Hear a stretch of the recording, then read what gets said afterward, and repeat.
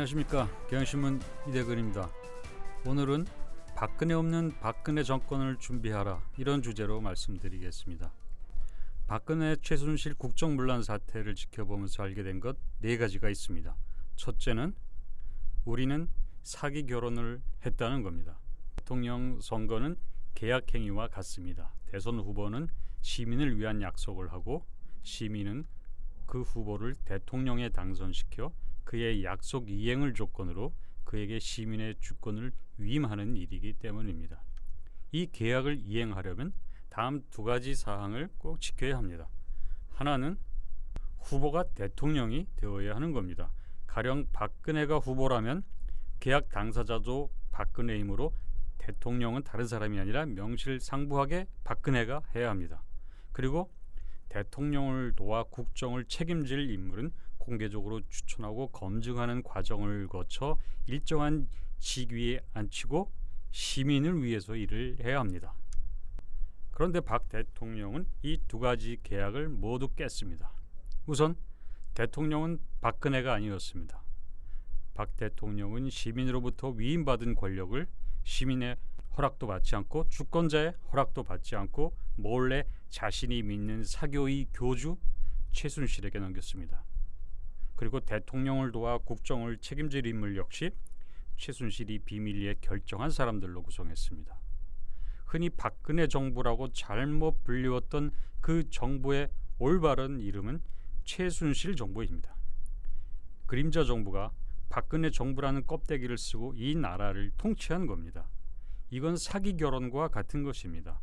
처자식이 딸린 남자가 처녀를 속여 결혼하는 것과 같은 것입니다. 그래서인가요? 얼핏 떠오르는 영화 제목이 있습니다. 나는 이상한 사람과 결혼했다. 그런데 사기 결혼하고 4년이 흘러 아이들도 낳은 상태라면 원상회복은 불가능합니다. 사기 계약도 마찬가지입니다. 속은 자만 손해보게 되어 있는 일방적 게임입니다. 그래도 지난 4년간이 행복했다면 그나마 다행이었겠지만 그렇지도 않았습니다.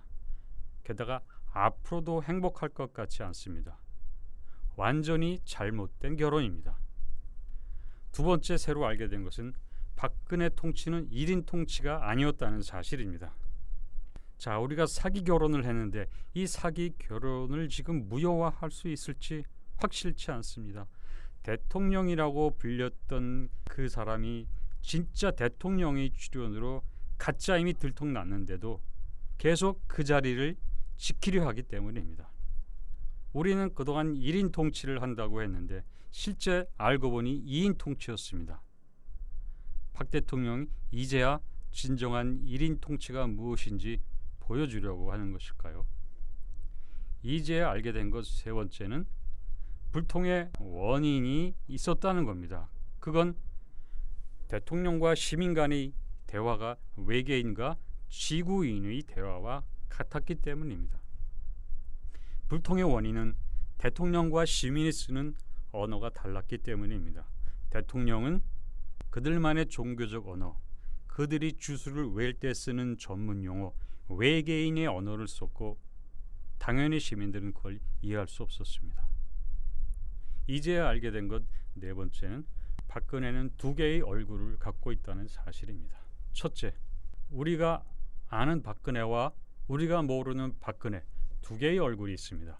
우리가 대통령으로 뽑은 이는 우리가 아는 박근혜입니다.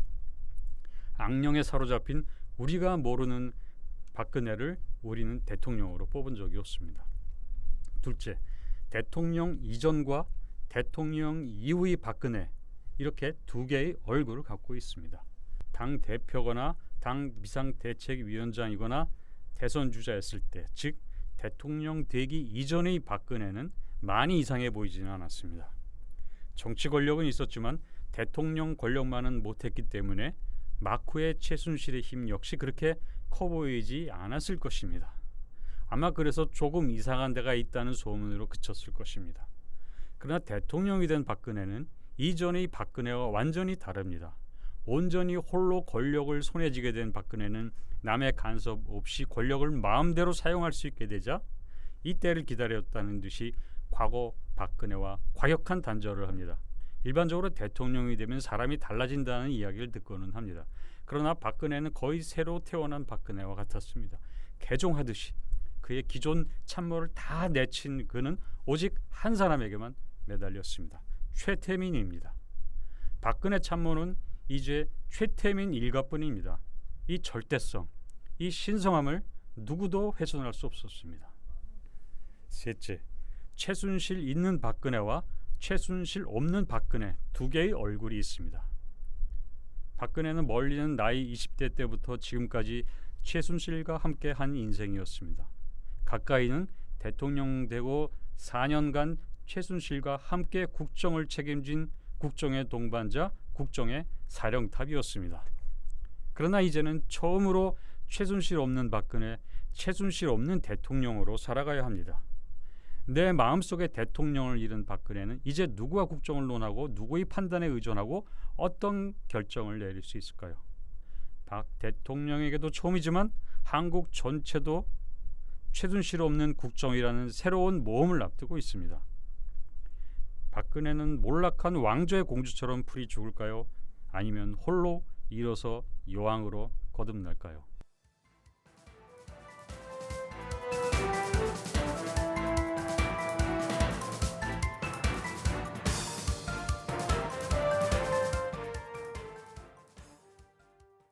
전국이 어지러워지면서 몇 가지 쟁점들이 있습니다.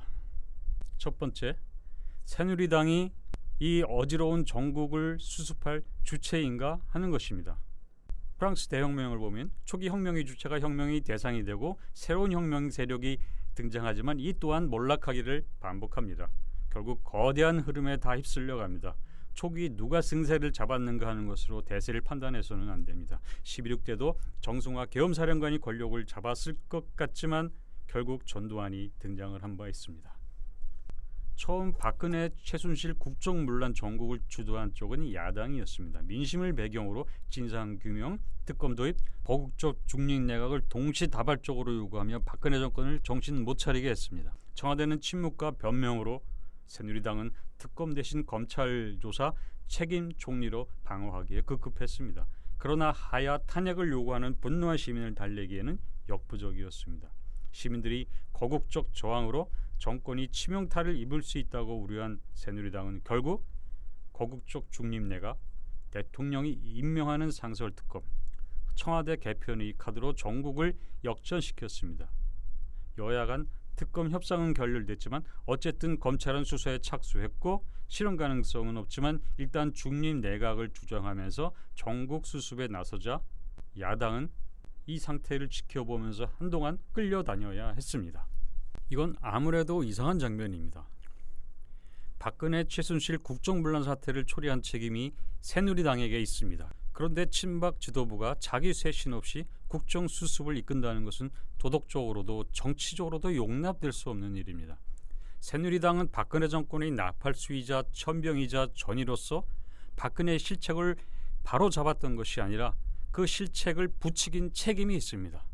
그렇다면 새누리당은 우선 박근혜, 최순실 국정문란에 부하내동하고 국정 파탄 낸 것에 대해 석고 대죄를 해야 합니다. 그런데 박 대통령에게 몇 가지 주문하는 제스처를 취하는 것으로 자기 과오를 묻어두고 국정문란 사태를 은근슬쩍 넘기려 하고 있습니다. 게다가 청와대는 흔들림 없는 국정 운영을 하겠다면서 계속 국정 장악할 뜻을 밝히고 있습니다. 새누리당 지도부가 수습을 주도하고 국정문란의 핵심 인물인 박 대통령이 여전히 국정 전면에 나선다는 것은 용납될 수 없는 일입니다.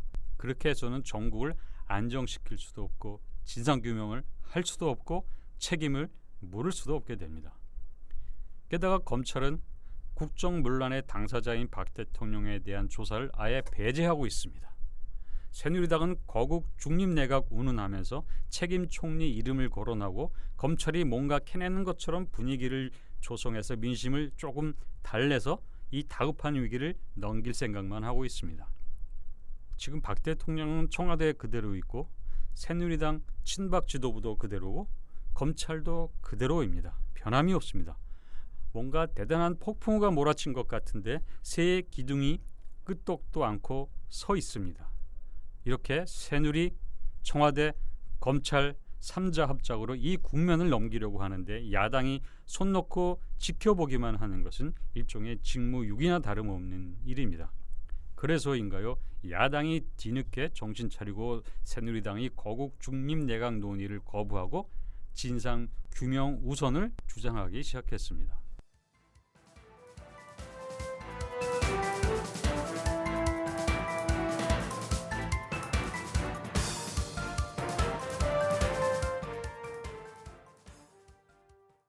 다음은 거국 중립 내각을 둘러싼 쟁점을 살펴보도록 하겠습니다. 첫 번째는 야당의 중립 내각과 여당의 중립 내각 뭐가 다른가 하는 것입니다. 새누리당은 민주당이 요구하는 거국 중립 내각을 수용해서 대통령에게 건의했는데 이제 와서 야당, 민주당이 반대하면 어떻게 하자는 것이냐며 반발을 하고 있습니다. 그러나 거국 중립 내각이라는 용어는 같지만 여야의 중립 내각은 그 내용이나 발상이 전혀 다릅니다. 근데 마치 여야가 한 목소리로 거국 쪽 중립 내각을 주장하는 것 같은 인상을 주는 것은 여당이 전제 조건을 거론하지 않은 채 그냥 중립 내각을 내세우면서 야당안을 수용했다고 주장하기 때문입니다. 여당은 비판 여론을 누그러뜨리고 위기 국면을 탈출하는 게 우선입니다. 그걸 위해 내놓은 것이 중립 내각입니다. 여당의 중립 내각은 박 대통령의 통치권 행사를 전제로 무색무취한 새 총리에게 일정한 역할을 맡기겠다는 겁니다. 본래 의미의 중립 내각과는 거리가 멉니다. 말하자면 중립 내각을 내세움으로써 시민들의 분노가 진정되기를 기다리겠다는 계산입니다. 말하자면 여당은 중립 내각 그 자체가 아니라 중립 내각 흉내를 내려는 것입니다. 우선 색깔이 없는 인물을 책임 총리라는 이름으로 영입을 합니다. 내각 지휘권도 일정 부분 총리에게 넘겨주면서 가급적 대통령이 전면에 나서지 않게 합니다. 물론 대통령의 권위는 그대로 유지함으로써 실질적 통치권을 행사하되 책임은 총리에게 지우는 겁니다. 말하자면 총리를 방패막이로 삼는 방법입니다.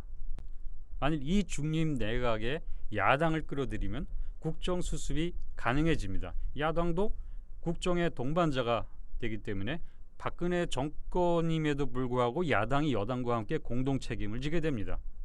말하자면 야당의 발을 묶을 수 있는 것입니다.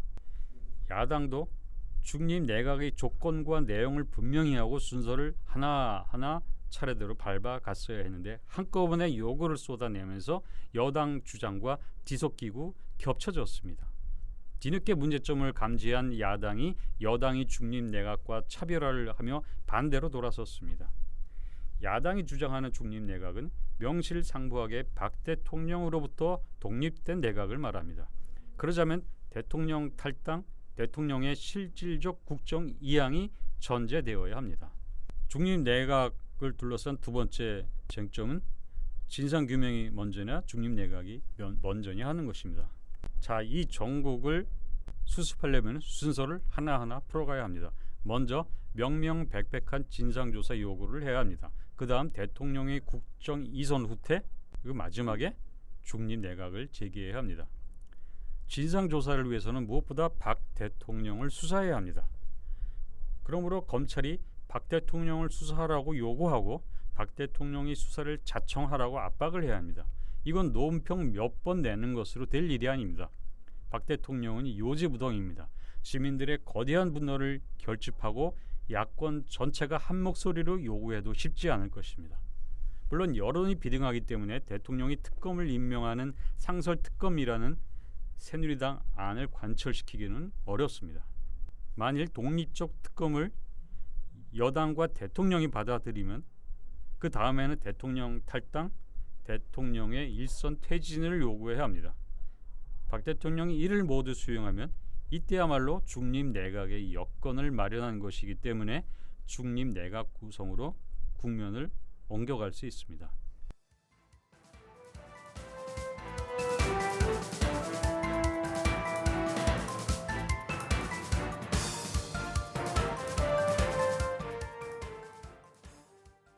그런데 거국 중립 내각은 가능할까요? 자기 권력에 대한 집착이 유별난 박 대통령은 거국적 중립 내각의 두 조건, 즉 대통령 탈당, 일선 후퇴를 수용할 가능성은 현재로서는 매우 낮습니다. 새누리당이 탈당을 요구할 때 혹시 탈당은 가능할 수 있겠지만 일선 후퇴는 특별한 경우가 아닌 한 거부할 것입니다. 이 경우 거국적 중립 내각은 불발이 됩니다. 지금 시민들의 분노는 좀처럼 가라앉지 않고 있습니다. 박 대통령이 이 민심에 거역하면서 얼마나 버틸지 알 수 없습니다. 박근혜, 하야, 퇴진, 탄핵이 그저 분노의 표현에 그치지 않고 실제 시민들이 요구하는 것으로 발전할 가능성도 있습니다. 만일 여야가 적당히 타협으로 넘어갈 경우 민심의 쓰나미에 정치권 전체가 침몰할 수도 있는 것입니다. 그러므로 섣불리 이 전국이 어떻게 흘러갈 것이라고 예단하고 접근하면 매우 위험합니다. 다음 정부가 출범하기까지는 1년 4개월이나 남아 있습니다. 한국 정치의 시간으로는 천문학적인 시간입니다. 역전과 재역전이 얼마든지 나타날 수 있는 충분한 시간입니다. 지금 세 가지 시나리오를 상정해 볼 수 있습니다. 하나는 박근혜가 다시 복권하는 것이고, 다른 하나는 실질적인 거국적 중립 내각이 구성이 되는 것입니다. 그 다음에는 박근혜 대통령이 퇴진하는 겁니다. 먼저 박근혜 복권 가능성을 검토해 보겠습니다. 야당이 적당히 타협한 결과 박 대통령이 일정한 수습 과정을 거쳐서 권력을 회복하는 길입니다. 만일 야당이 탄핵을 추진하는 등 또 반대로 거꾸로 지나친 공세로 인한 역풍 때문에 박근혜 정권이 부활할 수도 있습니다. 박 대통령이 진솔한 사과, 진상규명, 처벌을 다한 뒤에 일정한 국정 쇄신을 통해서 재기할 수도 있습니다. 둘째 시나리오는 박 대통령이 시민과 야당의 요구에 밀려서 명실상부한 거국적 중립 내각을 수용하는 겁니다. 지금은 상상할 수 없는 시나리오지만 앞으로 어떤 상황이 펼쳐질지 알 수 없는 일이기 때문에 절대로 이런 일이 일어나지 않을 것이라고 장담해서는 안 됩니다. 이 경우 야당은 국정의 동반자, 나아가서 국정 지휘자가 될 수 있습니다. 이 과도기 통치에서 좋은 평가를 받고 집권까지 하는 것이 야당으로서는 소망스러운 시나리오이지만, 과도기 통치에서 나쁜 평점을 받고 그로 인해 대선에도 실패하는 건 최악의 시나리오입니다. 지금 야당은 3당 체제이기 때문에 국정 책임을 질 경우 야당 간 협력을 통해서 원만하게 이끌지, 야당 간에도 갈등을 하고 또 여당과도 원만하게 이끌어갈지 여전히 미지수입니다. 셋째 시나리오는 박근혜 퇴진입니다. 이건 역시 현재로서는 불가능한 시나리오 같지만 실제 시민들이 원하는 것은 박근혜 대통령이 퇴진해야 하는 겁니다. 현재 퇴진 이후 대책이 없어서 여야 모두 이런 일이 일어나지 않기를 바라고 있지만, 시민 다수가 실제 원하는 것이 퇴진이라면 이것 또한 어쩔 수 없는 일입니다. 사실 남은 1년 4개월간을 박근혜 정권으로 계속 남겨둔다는 것이 오히려 비현실적일 수도 있습니다. 1년 4개월간 지속할 수 있는 과도기 통치라는 것이야말로 상상력의 극치일지 모릅니다. 박근혜 중심 과도기든 거국 중립 내각에 의한 과도기이든 국정이 안정적으로 유지되기가 어렵기 때문입니다. 더구나 대선 국면에서의 장기간 과도기란 살얼음판처럼 불안하기 그지없는 것입니다. 어쩌면 조기 퇴진으로 시민과 여야 모두의 의견이 모아질 수도 있습니다.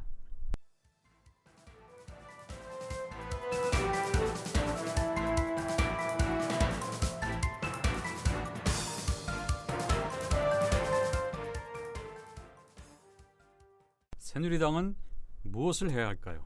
새누리당은 야당할 각오로 박근혜와 대결을 해야 합니다. 새누리의 상대는 지금 야당이 아닙니다. 새누리당을 누가 망쳤습니까? 박근혜입니다.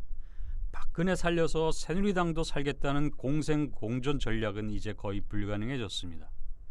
이번 국정문란 사태는 일시적인 국면이 아닙니다. 4년간 축적된 결과로 나타난 것이기 때문에 수습한다는 그런 관점에서는 해결될 일이 아닙니다. 새누리당이 망가진 정권을 이고 대선 고지를 넘는 것은 무리입니다. 새누리당은 미래를 생각해야 합니다. 박근혜라는 벽을 돌파하지 않으면 미래가 없습니다. 지금 최순실과 박근혜의 분리수술로 위기를 넘기려고 하지만 이건 불가능합니다. 최순실의 손을 대면 박근혜도 망가질 수밖에 없습니다. 왜냐하면 둘은 참 쌍둥이와 같기 때문입니다. 박근혜를 하루라도 빨리 포기해야 합니다. 그 과업을 이정현 친박 지도부가 맡을 수는 없습니다. 그래서 지금 지도부 교체가 시급한 것입니다.